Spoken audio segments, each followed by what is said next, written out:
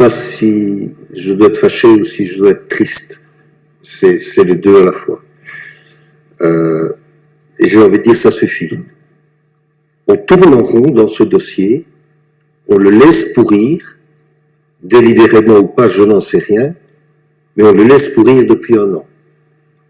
Alors nous avons le personnel du domaine de Cheftogne qui ne sait pas à quelle sauce il va être mangé, qui ne sait pas quel est le projet à long terme sur lequel il va être mobilisé.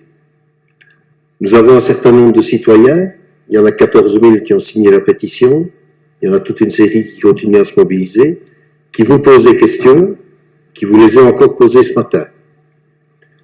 Vous avez les groupes politiques au Conseil provincial qui vous demandent de prendre une position.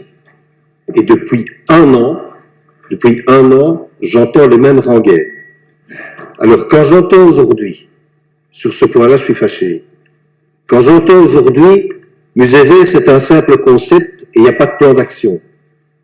Je pense avoir dit plusieurs fois, en commission et en conseil, qu'il était temps de voter une résolution de façon à commencer à travailler sur la mise en œuvre d'un plan d'action par rapport, effectivement, au concept de Musée Vert.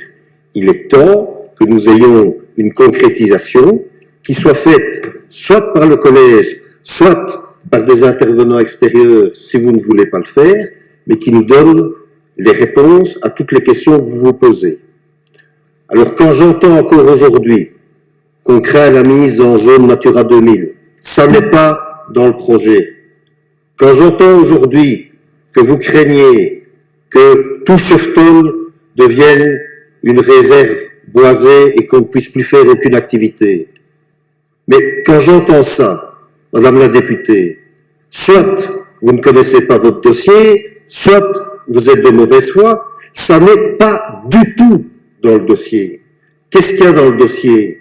Il y a la préservation de ce qu'on appelle la zone endogène, qui est toute la zone d'activité actuelle.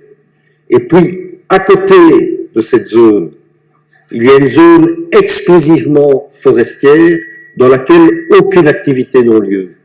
Et c'est cette zone-là que l'on propose de sanctuariser en faisant une réserve.